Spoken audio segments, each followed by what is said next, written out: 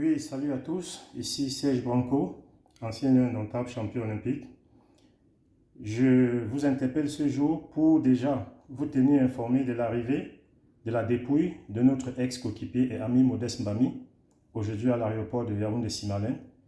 Une délégation de l'Africa Foot et des anciens lions allons nous rendre à l'aéroport pour recevoir et accueillir notre ex-collègue, ancien lion indomptable, Modeste Mbami, qui nous a quittés il y a quelques jours.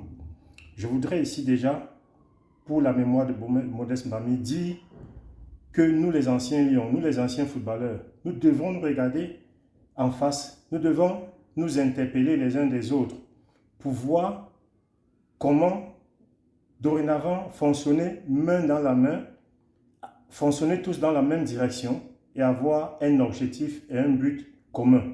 Arrêtons les guéguennes, arrêtons les concurrences, arrêtons les rancunes de quand on était sur le stade et quand on jouait encore.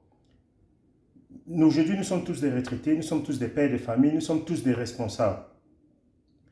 Interpellons-nous, posons-nous les bonnes questions, remettons-nous en cause. Je sais que parmi nous, il y a certains qui ont réussi, qui s'en foutent des autres, mais à 90%, nous sommes tous dans la merde et nous sommes tous dans les mêmes problèmes. Parce que je voudrais rappeler ici aux gens que rien que 10% des footballeurs professionnels de haut niveau vivent après leur carrière avec ce qu'ils ont gagné pendant qu'ils étaient footballeurs. Je dis bien 10% des footballeurs professionnels de haut niveau peuvent survivre après leur carrière avec ce qu'ils ont gagné pendant qu'ils étaient footballeurs. Ça veut dire quoi? Qu'il faut se réinventer, il faut se recréer, il faut se réorganiser, il faut penser à son après-carrière. Il faut surtout éviter qu'après 20 ans, 15 ans, 12 ans, 25 ans de carrière, on se retrouve à mendier. Parce que quand on se retrouve à mendier, on perd toute la crédibilité qu'on a eue, on perd toute la gloire qu'on a eue, on perd toutes les faveurs de ceux qui nous supportaient et qui nous aimaient et qui nous encourageaient. Aujourd'hui, je suis au Cameroun depuis 1 an, je me rends compte que des footballeurs, des anciens lions, des anciennes gloires sont devenus la risée du public, de la population. Les gens s'orgueillissent de nous voir souffrir. Les gens s'orgueillissent de nous voir mourir dans la débauche, de nous voir mourir dans la merde. Les gens sont contents de dire que voilà, un ancien lion, il n'a rien foutu de sa vie, il n'a rien foutu de son argent, il souffre, il galère. Ça plaît aux gens. Mais non, c'est à nous les anciens lions, c'est à nous les anciens footballeurs. On a son Excellence Abbé Roger Mila qui, depuis plus de 30 ans, est ambassadeur itinérant. Mais jusqu'aujourd'hui, rien n'a été fait pour les footballeurs. Aucun statut, aucun plan de reconversion. On a le docteur Samuel Eto'o qui est arrivé à l'Africa Foot il y a 1 an. C'est vrai qu'il travaille bien, on voit des choses qu'il fait, qu'il met sur pied, mais on attend encore plus qu'il pense à ses anciens coéquipiers. Car son Excellence Abbé Roger Mila, le docteur Samuel Eto'o fils, ne doivent pas oublier que sans nous, les petits lions, sans nous, ceux qui n'ont pas réussi, ils ne seraient pas là où ils sont.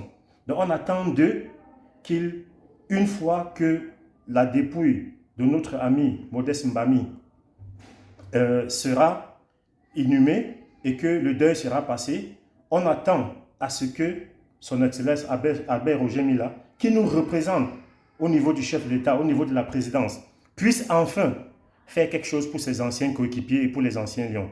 On attend du président de la Fédération camerounaise football, le docteur Samuel Eto'o, qu'il puisse continuer à réorganiser, qu'il puisse continuer à créer des effets positifs pour le football camerounais, mais aussi en particulier pour ses anciens coéquipiers, les anciens lions, qui sans nous ne seraient pas arrivés là où il est arrivé. Je sais qu'il a des projets, je sais qu'il a un plan pour les anciens lions, comme par exemple une fondation des anciens lions indomptables. Pourquoi cette fondation des anciens lions indomptables sera la bienvenue? Si le docteur Samuel Eto'o pouvait mettre ça sur pied, au moins ça ferait que les problèmes des footballeurs qui sont passés par l'équipe nationale, car dès que tu as une sélection, tu es ancien lion.